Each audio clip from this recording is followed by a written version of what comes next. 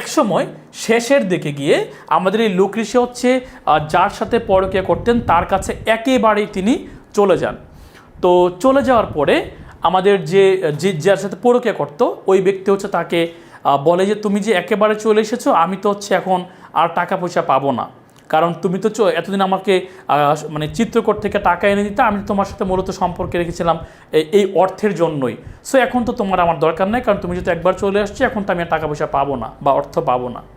So তখন এই just একটা মিনিটের কথায় আমাদের লুক্রিসিয়া এতটা বেশি কষ্ট পেয়েছিলেন, তখন তিনি ভাবছিলেন যে আমি তো আমার হাজব্যান্ড অর্থাৎ আমার চিত্রকর এন্ড্রিয়া সার্থকে গত 12 বছর এত কষ্ট দিয়ে আসছি, তার মানে আমি 1 মিনিটের এই কষ্ট নিতে পারছি না। সো তাকে আমি 12 বছর কতটুকু কষ্ট দিয়েছি, এটা হচ্ছে আসলে মানে বেগার্স ডেসক্রিপশন বা ভাষায় প্রকাশ করা যাবে না। এই কারণে আমাদের লুক্রিসিয়া অনুতপ্ত হয়ে তিনি কখনোই আর আমাদের চিত্রকরের কাছে ফিরে যান নাই। ঠিক আছে, তিনি একা একা বসবাস করা শুরু করে দিয়েছেন বা জীবনের শেষ পর্যন্ত একাই ছিলেন, কবির কাছে কখনোই ফিরে যান নাই। আমি যখন হচ্ছে এটি স্টাডি করি আমার কাছে অনেক বেশি খারাপ লাগেন বা আমার হার্ট হচ্ছে মানে অনেক বেশি টাচিং ফিল করি আমি, কারণ লুক্রিসিয়া ভুল বুঝতে পেরেছিলেন এবং তিনি ফিরে গেলে কিন্তু চিত্রকর হয়তো তাকে ফিরেও নিতে পারতেন, বাট তিনি হচ্ছে ফিরে যান নাই। ওকে, সো আমরা মোটামুটি এই মানে পয়েমটি হচ্ছে সম্পর্কে জানলাম। আমরা এবার যাব হলো রবার্ট ব্রাউনিংয়ের আরও কিছু প্রধান সাহিত্যকর্ম আছেন, সেটা হচ্ছে দ্য পেট্রিয়ট। দ্য পেট্রিয়ট পড়তে গেলে আপনার কাছে একটু পেট্রিয়টিজম নিয়ে আপনারা কনফিউজ হতে পারেন। পেট্রিয়টিজম লিখেছেন হলো স্যার ওয়াল্টার স্কট। ঠিক আছে, স্যার ওয়াল্টার স্কটের সবচেয়ে ভালো, ঠিক আছে, স্যার ওয়াল্টার স্কটের সবচেয়ে ভালো যে সাহিত্যকর্ম সেটা হচ্ছে আইভানহো, খুবই গুরুত্বপূর্ণ। তো এই আমরা স্যার ওয়াল্টার স্কটের 2টি সাহিত্যকর্ম নির্মল লিখেছেন স্যার, আপনার বর্ণনা খুবই চমৎকার, থ্যাংক ইউ ভেরি মাচ। ওকে, আমি কিন্তু এই বিষয়গুলো নিয়ে অনেক স্টাডি করি। আমি আপনাদেরকে পড়ানোর জন্য যতটুকু সিম্পলেস্ট মানে ওয়েতে বা যতটুকু পড়ানো দরকার এই জিনিসগুলো আমি অনেক স্টাডি করি। ঠিক আছে, আমার স্টাডি করার মূল উদ্দেশ্য এটাই যে অনেক বেশি যখন আমার তথ্য থাকবে আপনারা কনফিউজড হবেন, ওই তথ্যগুলোকে কনসাইজ করে বাট মানে ছোট করে যতটুকু অল্প ওয়েতে মানে আপনার যতটুকু দরকার, বেশি পড়ালে তো হচ্ছে কনফিউজড হবেন। ওকে, সো পেট্রিয়ট যে কবিতাটি আছে এটা হচ্ছে রবার্ট ব্রাউনিং লিখেছেন, আর পেট্রিয়টিজম লিখেছেন হচ্ছে sir Walter Scott.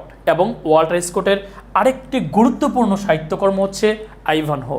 So Walter Scott থেকে সবসময় দুটাই আসে, একটি হলো পেট্রিয়টিজম আরেকটি হলো আইভানহো। সো এই দুটোই এনাফ, আর বেশি কিছু একেবারেই পড়া দরকার নাই, কখনই আসা সম্ভব না। আমি আপনাদেরকে ওপেন চ্যালেঞ্জ দিয়ে বলতে পারবো, যারা শুধু ক্লাসের কথাগুলো শোনেন এবং হচ্ছে এই যে দাগানো লাল কালি দিয়ে বা একটু ইম্পর্টেন্ট দাগানোগুলো মোটামুটি আপনারা 12 পাবেন ইনশাল্লাহ। এটা সম্ভব, যেটা পরীক্ষা বা আপনার বিগত কোশ্চেনগুলো দেখেন, আমার বর্ণনার বাইরে এখানে সত্যিকার অর্থে কোনো কিছু নাই। ওকে, চলেন তাহলে আমরা এবার যাব রবার্ট ব্রাউনিংয়ের যে কোটেশানগুলো আছে এগুলো অতটা বেশি ইম্পর্টেন্ট নয়, বাট যারা হচ্ছে মোটামুটি 15 থেকে 15 পেতে চান তাদের জন্য এগুলো দরকার। মোটামুটি যতটুকু ইম্পর্টেন্ট মানে একেবারে না দিলেই নয়, সেই কারণে এখানে দেওয়া, এই কারণে আমি হচ্ছে এগুলোকে স্টার চিহ্ন দিয়ে ইম্পর্টেন্স দিচ্ছি না। তারপর আমরা চলে যাব হচ্ছে আমাদের ম্যাথিউ আর্নল্ড। আমি যখন একেবারে ছোট ছিলাম, এটা হচ্ছে প্রায় ক্লাস 6-এ পড়তাম হয়তো বা সম্ভবত, তখন আমি এই সোহরাব এবং রুস্তম এই যে ঘটনাটি এই যে কবিতাটি আছে তখন আমি এটি স্টাডি করেছিলাম। বলতে ঘটনাটা আমি জানতাম, আপনারাও জানবেন। তো ওই সময় বিভিন্ন বই থেকে এই জিনিসগুলো পাওয়া যেত। সোহরাব এবং রুস্তমের হচ্ছে আমাদের বাংলা একটি মুভি আছে, আপনারা কি দেখেছেন কেউ মুভিটি? বলতে পারবেন? সোহরাব এবং রুস্তম নামে আমাদের বাংলা একটি মুভি আছে, দেখেছেন কেউ? বাংলা মুভিতে হচ্ছে বাবা থাকে রাজীব এবং ছেলে থাকে ইলিয়াস কাঞ্চন। ঠিক আছে, বাবা থাকে রাজীব এবং ছেলে থাকে হলো ইলিয়াস কাঞ্চন। তো বাবা রাজীব হচ্ছে জানেন না যে তার একজন ছেলে সন্তান হয়েছে, মানে আমাদের যে বাবা জানেন না যে তার যে সন্তান মানে ছেলে সন্তান হয়ে জন্মগ্রহণ করেছে, এটা জানেন না। হ্যাঁ, তো এর ফলে কি হয়, একেবারে শেষ পর্যায়ের দিকে বাবা তার ছেলেকে যুদ্ধের ময়দানে হত্যা করে।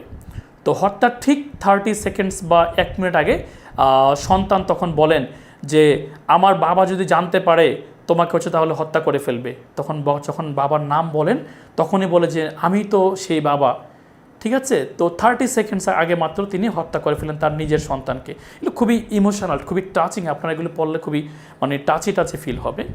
তো এটা আমি খুব ছোটোবেলা পড়েছিলাম। তো আমি যখন হচ্ছে বড় হয়ে এটি স্টাডি করি তখন সাডেনলি মনে হলো এটা তো আমি ক্লাস 5-6-এ কোন বই থেকে জন্য পড়েছিলাম, বা এই মুভিটা তখন আমি দেখেছিলাম, ঠিক আছে। ও দ্য স্কলার জিপসি, এখানে সবগুলো আপনাকে স্টাডি করতে হবে, সবগুলো এখানে অনেক ইম্পর্টেন্ট। আমাদের ম্যাথিউ আর্নল্ডকে হচ্ছে মেলানকোলিক অর্থাৎ এলিজিয়াক কবি পয়েট বলা হয়, কারণ তিনি হচ্ছে মানে সবসময় মানে একটু দুঃখবাদী বা একটু দুঃখের টাইপের ঘটনাগুলি নিয়ে তিনি লিখেন, যে এটাও কিন্তু দুঃখের। The scholar gipsy, the scholar gipsy মানে হলো বিদ্বান যাযাবর, পণ্ডিত যাযাবর। আমাদের স্কলার এখানে হচ্ছে একজন অক্সফোর্ড ইউনিভার্সিটির স্টুডেন্ট। তিনি অক্সফোর্ড ইউনিভার্সিটিতে পড়াশোনা করার সময় তার কাছে মনে হয়েছে যে অ্যাকচুয়ালি এই মানে 4 দেয়ালে আবদ্ধ হয়ে পড়াশোনাগুলো হচ্ছে অ্যাকচুয়ালি আমার কাছে পছন্দ না। তিনি এই কারণে বিশ্ববিদ্যালয় ছেড়ে দিয়ে তিনি প্রকৃতিতে হচ্ছে যাযাবরের মতো ঘোরাফেরা শুরু করেন, মেষপালকের ভূমিকায়, নৌকার মাঝির ভূমিকায়, এরকমভাবে তাকে হচ্ছে বিভিন্ন চরিত্রে দেখা যায়। আর আপনারা জানেন যে আমাদের যে ডোভার প্রণালী আছে, আপনারা খেয়াল করে দেখবেন আপনাদের আন্তর্জাতিক যে ম্যাপ আছে, আন্তর্জাতিক ম্যাপে দেখবেন ইংল্যান্ড এবং ফ্রান্সকে হচ্ছে পৃথক করেছে আমাদের ডোভার প্রণালী। আমাদের কবি একদিন এই ডোভার প্রণালীতে গিয়ে হচ্ছে তিনি ভাবছেন এই প্রণালী বা নদী বা সমুদ্র হচ্ছে কত বেশি শান্ত, কত বেশি নির্মল, ঠিক আছে। আমাদের লাইফ কিন্তু তত বেশি নির্মল নয়, আমরা আসলে অন্ধকার জগতে বসবাস করি। আমাদের জীবন এবং হচ্ছে সমুদ্রের জীবন অনেক বেশি পার্থক্য। সমুদ্র শান্ত, নির্মল এবং তারা অনেক বেশি মানে কি বলবো অপরাধী না, বাট আমরা অনেক বেশি অপরাধ বা আমরা অন্ধকার জগতে বসবাস করি, এরকম টাইপের তিনি একটা কম্প্যারিজন করেছেন আমাদের জীবনের সাথে এই ডোভার বিচের, ঠিক আছে। চলেন তাহলে আমরা এখান থেকে কোটেশন দেখব। Truth sits upon the lips of dying men, অত বেশি ইম্পর্টেন্ট নয়, এটা আপনাদের হচ্ছে অ্যাকচুয়ালি পড়া দরকার নেই। যারা 15 থেকে 15 পেতে চান তারা হচ্ছে এই বিষয়গুলো পড়বেন। দেখেন আমি একেবারে মানে যতটুকু দরকার ঠিক ততটুকুই স্লাইডে দিয়েছি, তা আপনাদের আজে বাজে কোনো কিছু পড়তে না হয়। ওকে তাহলে আমরা চলেন শুরু করি আমাদের পরের চার্লস ডিকেন্স। এটা আপনাকে পড়তে হবে। দ্য মোস্ট ফেমাস নোভেলিস্ট, তিনি কিন্তু পয়েট না। এতক্ষণ আমরা যে 3টা পড়েছিলাম সেই 3টা ছিল হচ্ছে পয়েম, ঠিক আছে, মানে তারা কবি ছিলেন। তো এখন আমরা যাকে পড়বো তিনি হচ্ছে গ্রেটেস্ট নোভেলিস্ট। তিনি হচ্ছে novelist in the Victorian period. Victorian পিরিয়ডের মধ্যে শুধু ভিক্টোরিয়ান পিরিয়ড না, আপনি যদি হচ্ছে অ্যানালাইসিস করেন যে ইংলিশ লিটারেচারের মধ্যে নোভেলিস্টের দিক থেকে আপনারা যদি 3-4 জনের নাম আসেন, এর মধ্যে আমাদের চার্লস ডিকেন্স থাকবেন, ঠিক আছে। তো চার্লস ডিকেন্স থেকে বাদ দেওয়া যাবে না, একেবারেই বাদ দেওয়া যাবে না, আপনাকে সবগুলি পড়তে হবে। ডেভিড কপারফিল্ড পড়তে হবে, অলিভার টুইস্ট পড়তে হবে, গ্রেট এক্সপেকটেশনস পড়তে হবে, এ টেল অফ টু সিটিজ পড়তে হবে। তবে গ্রেট এক্সপেকটেশনস নিয়ে আমি আপনাদেরকে একটু অ্যানালাইসিস করে দিব, কারণ আমাদের 41তম বিসিএস 41 নাকি 43 মনে হয় এই কোশ্চেনটি আসছিল যে পিপ হচ্ছে কোন সাহিত্যকর্মের প্রধান চরিত্র, ঠিক আছে। পিপ কোন সাহিত্যকর্মের প্রধান চরিত্র। তো গ্রেট এক্সপেকটেশন বলতে বলা হয়েছে অনেক বেশি উচ্চাকাঙ্ক্ষা, ঠিক আছে। আমাদের এই উপন্যাসের যে প্রধান চরিত্র তার নাম হচ্ছে ফিলিপ পিরিপ, PHILIP, ফিলিপ পিরিপ, ঠিক আছে। ফিলিপ পিরিপ হচ্ছে তার নাম। তবে সে হচ্ছে যেহেতু একজন মানে অশিক্ষিত এবং হচ্ছে মানে একজন মানে পিতা মাতাহীন একজন সন্তান, যেই দুর্দশাগ্রস্ত অবস্থায় তিনি বেঁচে আছেন বা ফ্যামিলি মেনটেন করছেন, তো তিনি হচ্ছে মানে ওরকমভাবে নাম বলতে পারেন না, হ্যাঁ, ফিলিপ পিরিপ বলতে পারেন না, এই কারণে পিপ বলেন, তার নামটা সে পিপ বলেন। তো পিপের যেহেতু বাবা মা কেউ নাই, এর ফলে হচ্ছে পিপ তার বোনের কাছে, মিসেস জোয়ের কাছে, এবং বোন যে জামাই মিস্টার জো তার কাছে সে বড় হয়। তো এই উপন্যাসের নায়িকা হচ্ছে স্টেলা হচ্ছে মূলত আমাদের হেভিসামের হচ্ছে মেয়ে। তো হেভিসাম হচ্ছে বিয়ে করে না, হেভিসাম হচ্ছে অনেক বছর যাবৎ অবিবাহিত অবস্থায় আছে, কারণ এবং তিনি বিয়ের ড্রেস পরে এখনও আছেন, মানে প্রায় 20 বছর বা 15 বছর যাবত, আমি ভুলে গেছি টাইম ফ্রেমটা। আর তিনি হচ্ছে এখনও ওই বিয়ের ড্রেস পরে এখনও আছেন, কারণ তার বিয়ের দিন হচ্ছে তার বিয়েটা ভেঙে যায়। এর ফলে তিনি মানসিকভাবে হচ্ছে মানে মানসিকভাবে খুবই ভারাক্রান্ত অবস্থায় আছেন। এর ফলে হেভিশম এখনও বিয়ের ড্রেস পরে আছেন এবং তিনি স্টেলাকে দত্তক নিয়েছেন বা অ্যাডপ্ট করেছেন। স্টেলাকে তিনি হচ্ছে বোঝাতে চান যে পুরুষ জাতি হচ্ছে খুবই খারাপ, তুমি হচ্ছে পুরুষ জাতির প্রতি কখনো হচ্ছে ভালোবাসায় পড়বা না, এরকম টাইপের তিনি বোঝাতে চান।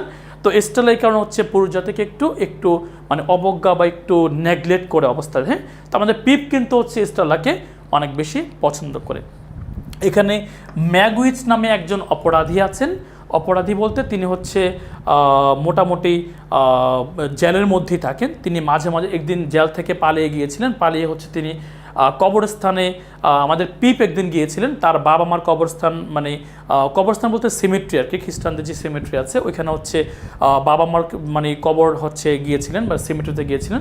তখন গিয়ে ম্যাগুইজকে দেখছিলেন যে সে ওইখানে তার হাতে সে মানে কী যেন বলে গ্রেফতার যে করে, এটা যেন নামটা কি ভুলে গেলাম, ওটা পড়ানো অবস্থা ছিল। তখন পিপকে সে বলে যে আমার জন্য খাবার নিয়ে আসো এবং হচ্ছে আমাকে আমার হাতের শিকলটা খুলে দেওয়ার জন্য তুমি ব্যবস্থা করো। ওকে, সো এই যে কিছু অবস্থা সব মোটামুটি আমি আরেকটু মানে শর্টকাট করে বলে দিই।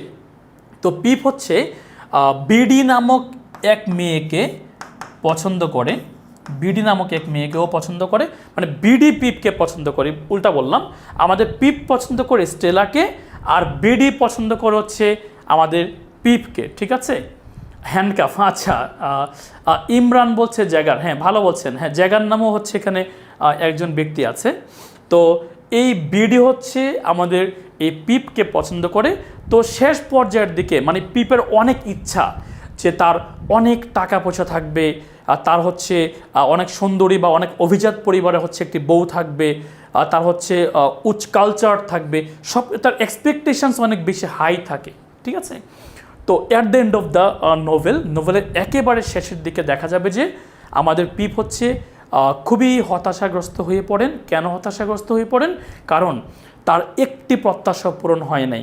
তিনি হচ্ছে শিক্ষিত হতে পারেন নাই, তিনি হচ্ছে ভালো বিয়ে করতে পারেন, ভালো বিয়ে তো দূরের কথা, তিনি বিয়ে করতে পারেন নাই। তারপর হচ্ছে তিনি তার টাকা পয়সা তিনি অর্জন করতে পারেন নাই। তো তিনি তার যে গ্রেট যে এক্সপেকটেশনসগুলো আছে এগুলো হচ্ছে একটাও পূরণ হয় নাই। এই নোভেলের একেবারে শেষ পর্যায়ে গিয়ে দেখা যায় মিসেস জো যখন মারা যায়, মিসেস জো মারা গিয়েছিলেন, তখন মিস্টার জো মানে তার দুলাভাই, পিপের দুলাভাই হচ্ছে আমাদের বিডিকে বিয়ে করেন, ঠিক আছে। সো বিডিকে বিয়ে করার একেবারে পিপ হচ্ছে লন্ডন থেকে বাড়িতে চলে আসে, ফিরে চলে আসে, এসে দেখে যে বিডি এবং মিসেস জো হচ্ছে সংসার করছে এবং স্টেলাকে যে বিয়ে দেওয়া হয়েছিল অন্য আরেকজনের সাথে, ওই স্টেলার হাজব্যান্ড হচ্ছে অনেক বেশি অত্যাচার করতে স্টেলার উপরে এবং ওই হাজব্যান্ড হচ্ছে ঘোড়া থেকে পড়ে গিয়ে সে মারা যায়। তো স্টেলা মিসেস জো তো মারা গিয়েছে, স্টেলা মিস্টার জো এবং বিডি তারা হচ্ছে একটা ফ্যামিলিতে হচ্ছে আছেন। তো বিডি হচ্ছে আমাদের বর্তমানে মিস্টার জোয়ের ওয়াইফ, আর স্টেলা এখন কারো ওয়াইফ না, স্টেলা হাজব্যান্ড মারা গিয়েছে, এখানেই থাকছেন। তো পিপ হচ্ছে বলছেন একেবারে নাটকের শেষের দিকে, সরি নাটক না, উপন্যাসের শেষের দিকে বলছেন যে স্টেলা তুমি কি আমাকে এখনও আগের মতোই ভালোবাসো? পরের দিকে মানে এরপরে আমাদের স্টেলা এবং পিপ দেখা যাচ্ছে হাত ধরে একটি জঙ্গলের মধ্য দিয়ে হাঁটছেন। এতটুকুই হচ্ছে উপন্যাসটি শেষ হয়ে যায়। এই উপন্যাস হচ্ছে আমরা পরবর্তী জানতেই পারলাম না যে উপন্যাসে অ্যাকচুয়ালি কী ঘটেছিল, পিপ কি স্টেলাকে পেয়েছিল বা স্টেলা কি পিপকে পেয়েছিল, এটা আমরা এখনও কেউ জানি না, বিকজ হচ্ছে এখানে সাহিত্যিক বা আমাদের চার্লস ডিকেন্স এটা হচ্ছে বলেন নাই। সো ওকে, আমরা হচ্ছে চলে যাব এ টেল অফ টু সিটিজ, খুবই ইম্পর্টেন্ট, এগুলো আপনাকে পড়তেই হবে। হ্যাঁ, এ টেল অফ টু সিটিজ, এটা হচ্ছে বিশেষ করে আপনাকে বলতে পারবেন এখানে কোন দুটি শহরকে বলা হয়েছে। একটা বিষয় মনে রাখবেন, আমাদের চার্লস ডিকেন্সের প্রতিটি সাহিত্যকর্মে লন্ডন সিটি আছে। আমাদের চার্লস ডিকেন্সের প্রতিটি সাহিত্যকর্মে লন্ডন সিটি আছে, এটা মনে রাখবেন, ঠিক আছে। এই কারণে মনে রাখবেন লন্ডন মানি চার্লস ডিকেন্স, ঠিক আছে। ওকে, তো এখানে টেল অফ টু সিটিসে বলেন তো দেখি আপনারা কোন দুটি শহরের কথা বলা হয়েছে, কোন দুটি শহর বলেন দেখি। এক্স্যাক্টলি, ভালো বলেছেন, লন্ডন এবং প্যারিস, ভেরি গুড, লন্ডন এবং প্যারিসের কথা বলা হয়েছে। ওকে, সো আমরা চলে যাব আমাদের আরও ফেমাস কিছু সাহিত্যকর্ম আছে। এ ক্রিসমাস ক্যারল, এটি হচ্ছে 41তম বিসিএসে আসছিল যে ক্রিসমাস ক্যারলটা এটা কি আসলে, এটার প্রকৃতি কি। প্রকৃতি হলে এটা একটা শর্ট নোভেল।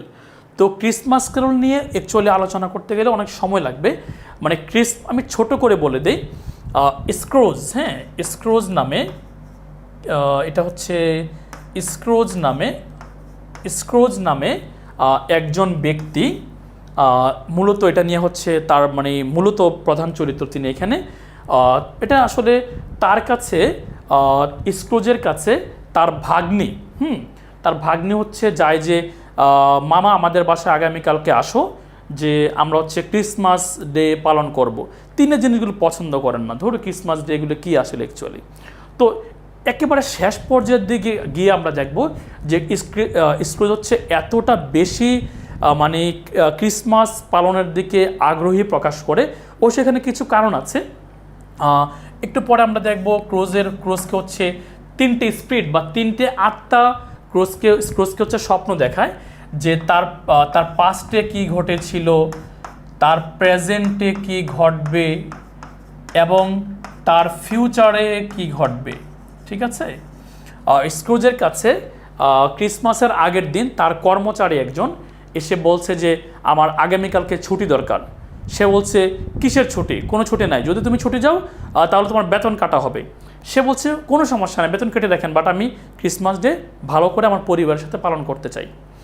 তো এই 3টি স্পিরিট যখন পাস্ট, প্রেজেন্ট এবং ফিউচার সবগুলো ঘটনা দেখায়, ঠিক আছে, সবগুলো মূলত ক্রিসমাস রিলেটেড, তখন তার ভিতরে উপলব্ধি আসে যে আসলে ক্রিসমাস ডেটা যখন আমরা একটু মন থেকে পালন করি, আমরা ফ্যামিলিকে সময় দিই, আমরা হচ্ছে যান্ত্রিকভাবে হচ্ছে মানে মেনটেন না করে আমাদের লাইফ, তাহলে আমাদের জীবনটা অনেক বেশি সুন্দর হয়। তো আরও আলোচনা আছে, জাস্ট মোটামুটি আমি একটা বললাম। তো পরবর্তীতে হচ্ছে আমাদের এই স্ক্রোজ হচ্ছে ক্রিসমাস হচ্ছে ডে এত সুন্দরভাবে পালন করেন এবং শহরের সবাইকে নিয়ে তিনি এই বিষয়টা পালন করেন, সবাইকে দাওয়াত দেন, দাওয়াত দিয়ে হচ্ছে ভালো মন্দ খাওয়ান। এই বিষয়গুলো নিয়ে মোটামুটি শেষের দিকে দেখা যায় যে তিনি একেবারেই ক্রিসমাস ডেটাকে খুব ভালো করে পালন করেন, যিনি কিনা ক্রিসমাস ডের একেবারে মানে কি বলবো মানে এগেনস্টে ছিলেন বা বিপরীতে ছিলেন বা বিপক্ষে ছিলেন। হাউএভার, এটা আমি কেন আলোচনা করলাম, এটা 41তম বিসিএসে শর্ট নোভেল হিসেবে আসছে। পরবর্তী বিসিএসগুলোতে এগুলি এভাবে আসতে পারে যে ক্রিসমাস ক্যারল এই শর্ট নোভেলের মানে প্রধান চরিত্র কে ছিলেন, ঠিক আছে, এইভাবে মানে বা চরিত্র কে ছিলেন, এইভাবে পরীক্ষাতে আসতে পারে।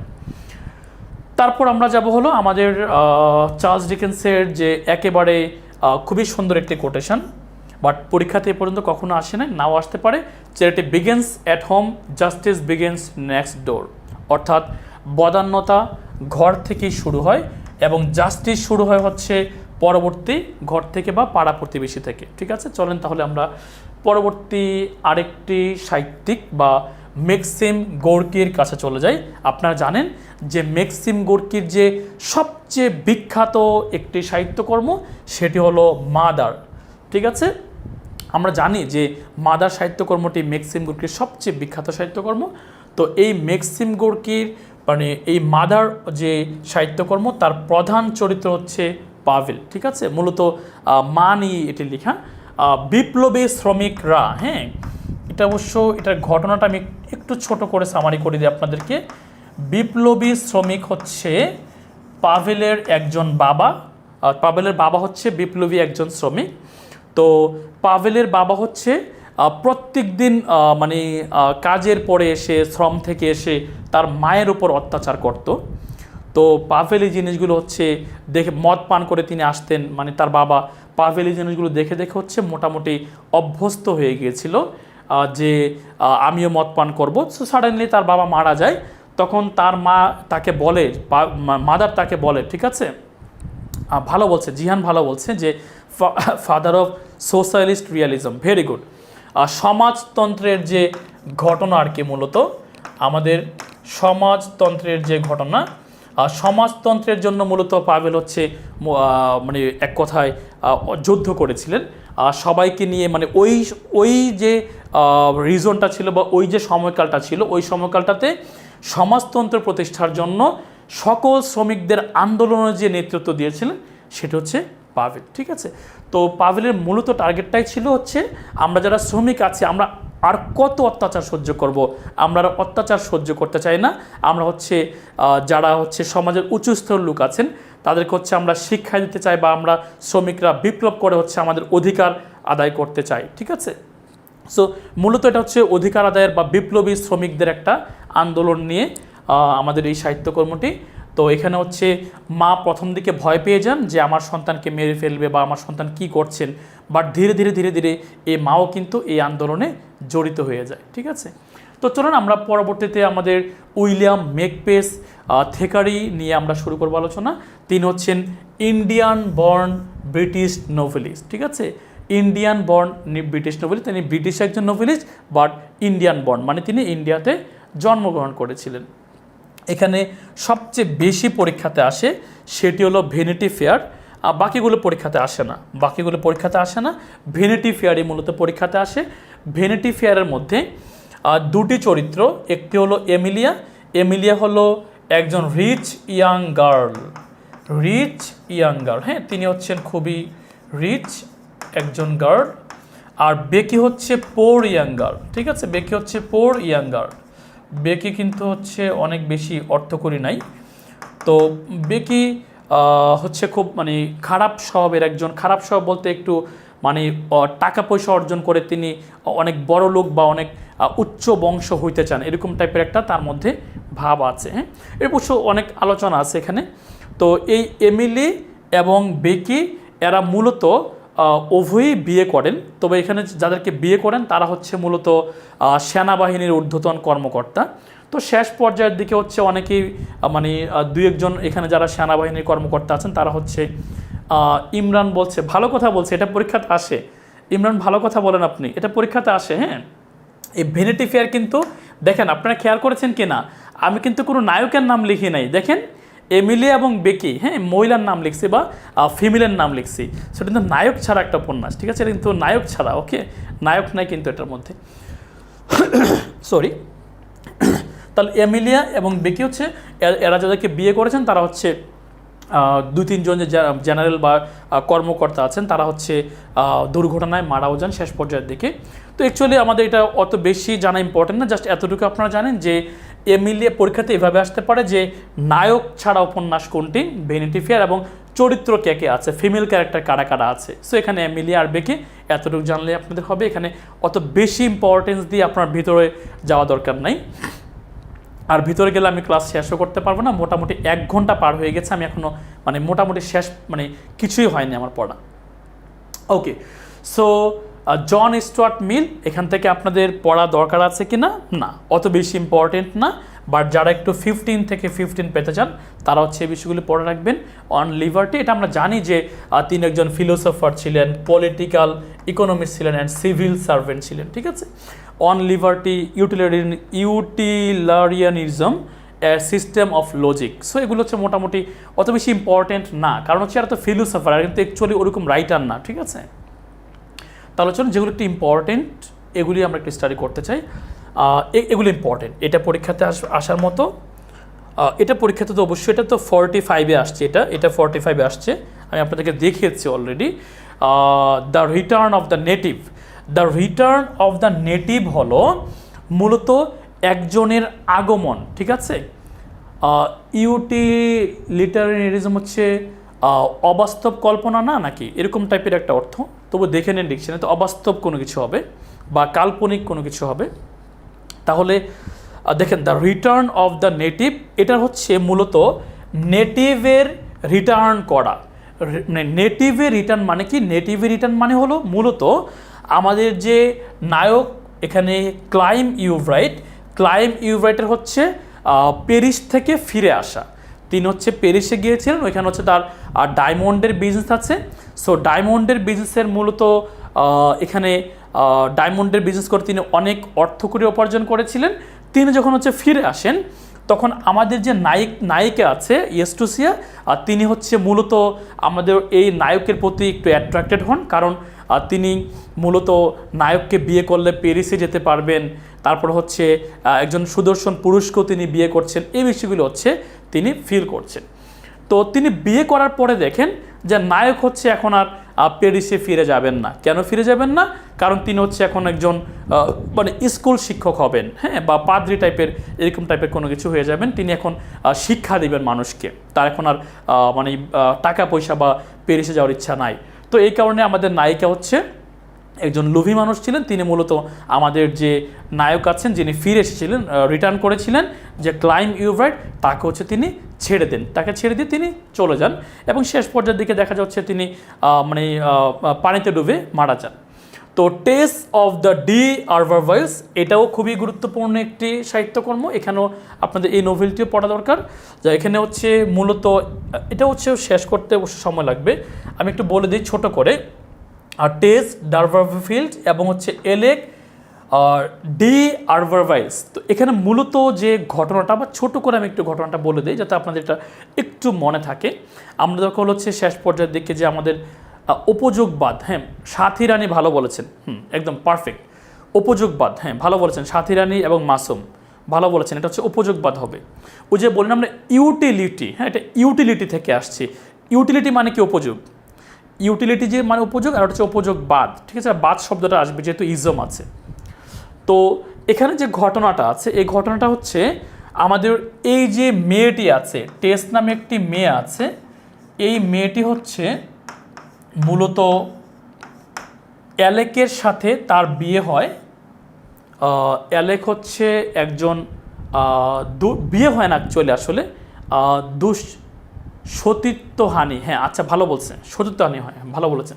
সো এলেক যে আছে সে একজন লম্পট টাইপের একজন পার্সন, তবে তিনি হচ্ছেন অনেক মানে ধনী পরিবারের এবং প্রচুর টাকা পয়সা আছে তাদের। তো সে হচ্ছে আমাদের এই টেস মেয়েটিকে হচ্ছে রেপ করে এক কথায়।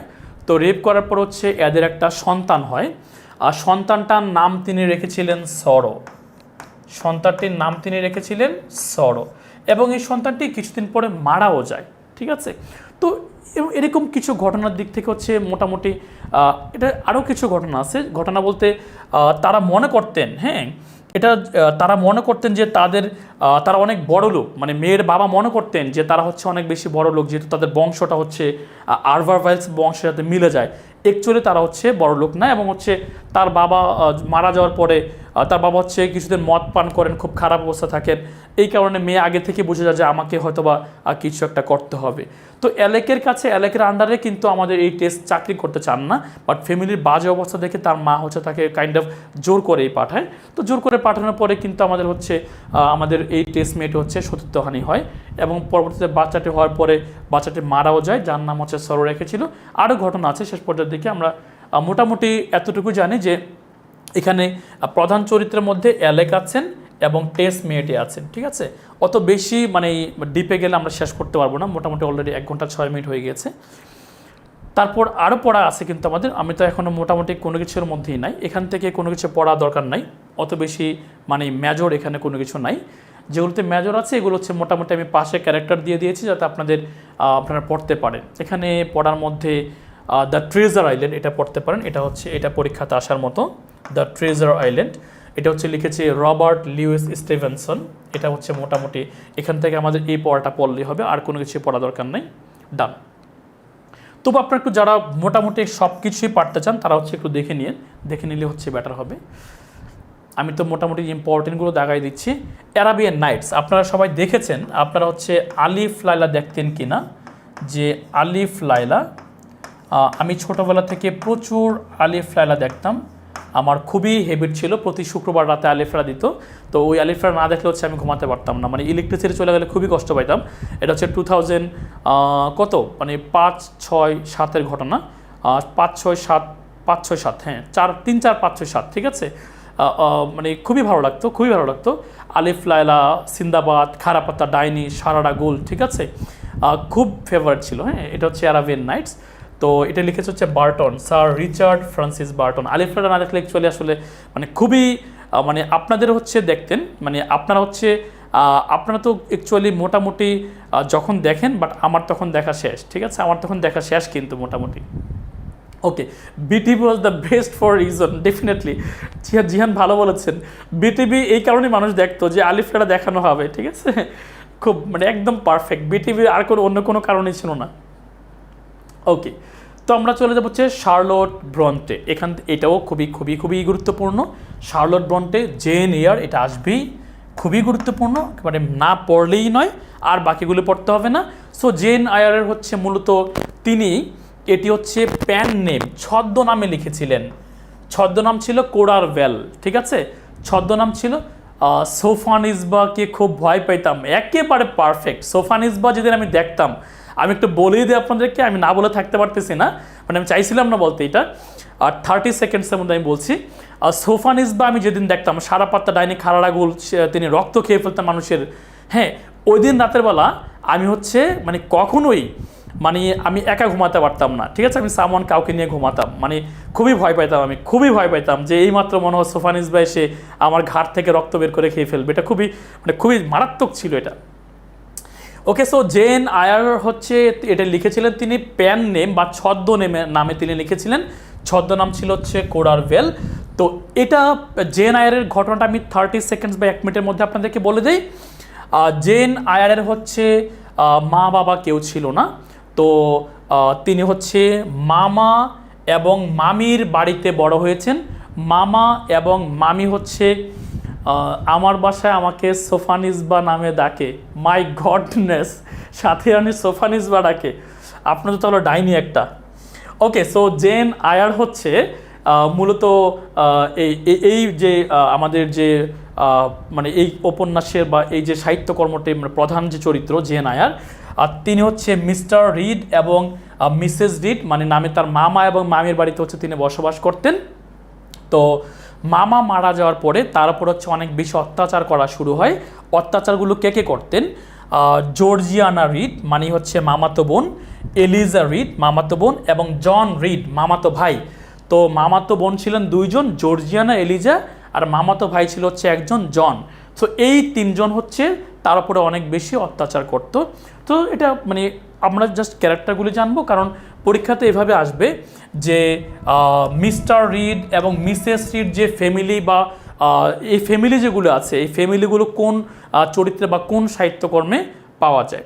আর এগুলো তো আপনার হচ্ছে বিভিন্ন প্ল্যাটফর্ম থেকে বা ইউটিউব থেকে, বই থেকে একটু আপনার হচ্ছে ঘটনাগুলো একটু জেনে নেবেন, ঠিক আছে, এখান থেকে আর কিছুই পড়া দরকার নেই আপনাদের। তারপর আমরা যাব হচ্ছে এমিলি ব্রন্টে, খুবই গুরুত্বপূর্ণ, পড়তে হবে, the most important one, Wuthering Heights, পড়তে হবে এটা। তো ওদারিং হাইটস হচ্ছে তিনি লিখেছিলেন প্যান নেমে, আর তার প্যান নেম হচ্ছে এলিস বেল, তার প্যান নেম হচ্ছে এলিস বেল।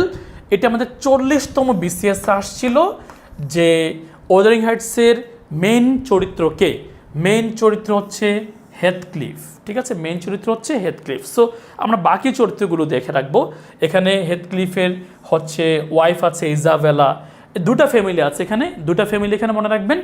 একটি ফ্যামিলি হলো আর্নশো ফ্যামিলি, আরেকটি হলো লিনটন ফ্যামিলি। মানে এই ফ্যামিলিগুলি মূলত একে অপরের সাথে এদের বিয়ে হয়, ঠিক আছে, আর্নশো ফ্যামিলি এবং লিনটন ফ্যামিলি, এরা হচ্ছে একে অপরের ফ্যামিলিতে বিয়ে হয়। মূলত চরিত্র হচ্ছে আমাদের হেথক্লিফ এবং হচ্ছে ইজাবেলা, ঠিক আছে, মূলত একটা প্রতিশোধ পরায়ণ একটা সাহিত্যকর্ম এটি।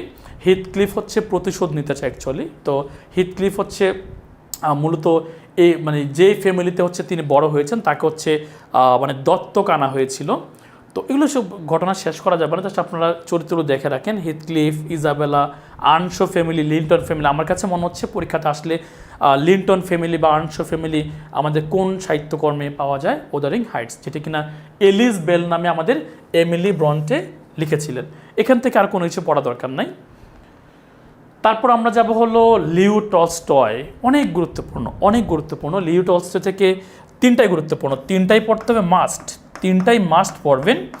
আমরা জানি লিও টলস্টয় হচ্ছে একজন Russian novelist and playwright.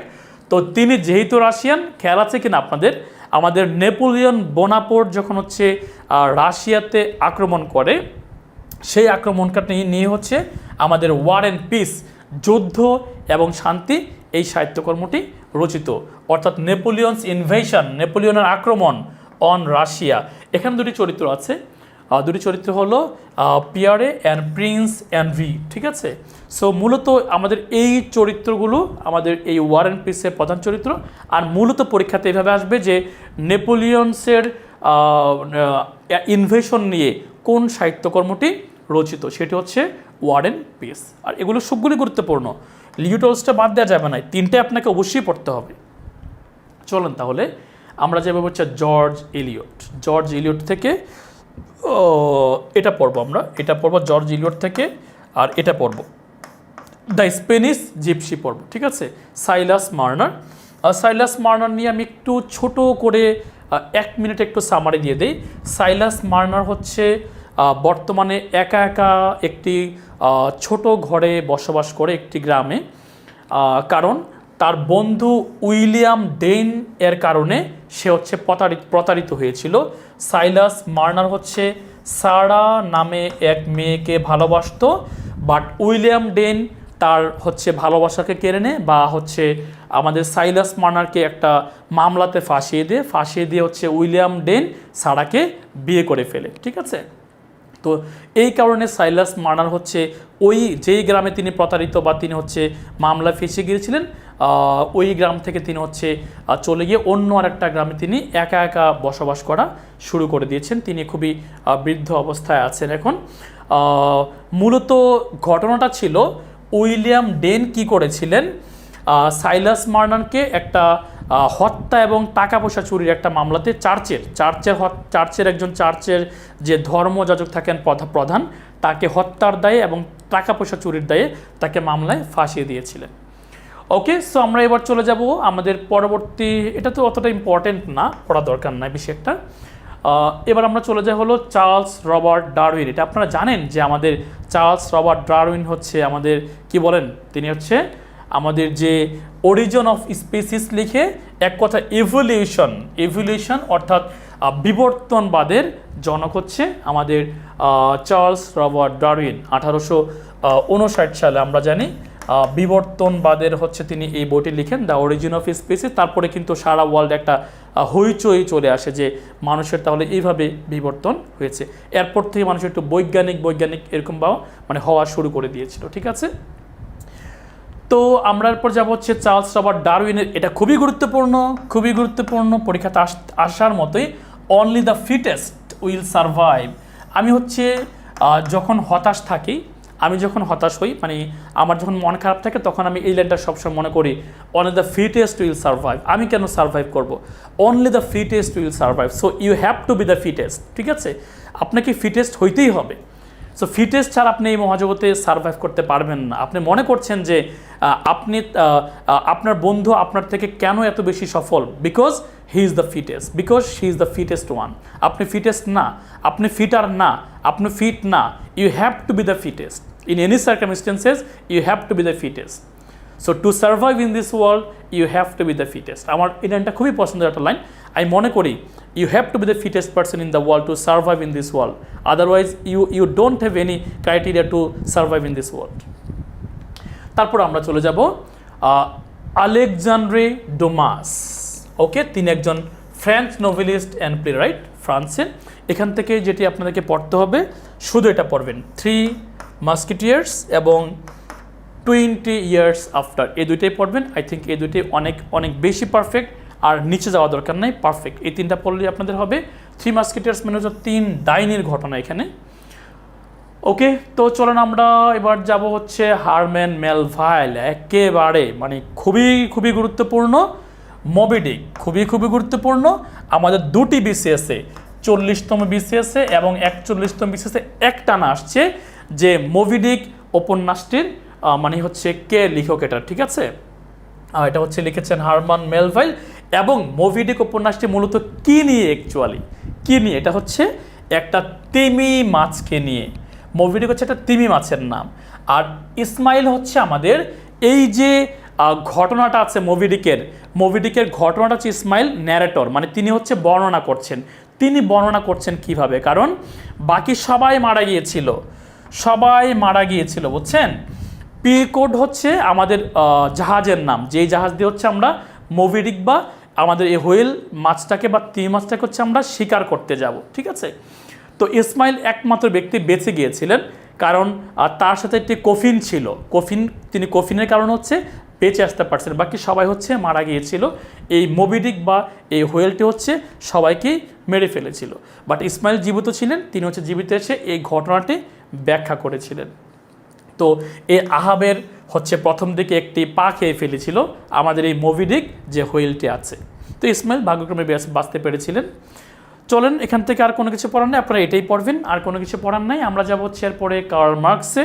Karl Marx থেকে অবশ্যই আপনাকে সবগুলি পড়তে হবে, কারণ কার্ল মার্কসের এই বিষয়গুলো Das capital, communist manifesto, the Holi family, the poverty of philosophy, এটা পড়তে হবে। কারণ কার্ল মার্কস হচ্ছে বিখ্যাত একজন ব্যক্তি, যাকে কিনা আমরা বলি ফাদার অফ সোশ্যালিজম, অর্থাৎ সমাজতন্ত্রের যে জনক। ওকে, সো মোটামুটি আপনাকে এখান থেকে সবগুলি পড়তে হবে।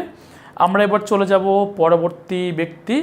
Religion is opium to the people. ভালো একটি কথা বলেছে যে রিলিজিয়ন, আমরা যারা রিলিজিয়ন পালন করি, এটা হচ্ছে মানুষ হচ্ছে ওপিয়ামের মতো বা আফিমের মতো, যিনি মনে করেন পালন করতেই থাকেন, তিনি হচ্ছে পিছু পাচ্ছেন না। এবার যাবো স্যার আর্থার কনন ডয়েলে। সো এখান থেকে আমরা হচ্ছে শার্লক হোমস আমরা জানি, এটা হচ্ছে খুবই গুরুত্বপূর্ণ। শার্লক হোমস এটা বিগত বিশেষ একটা প্রশ্ন যে শার্লক হোমস এটা হচ্ছে মূলত এর সর্সটা হচ্ছে স্যার আর্থার কনন ডয়েলে।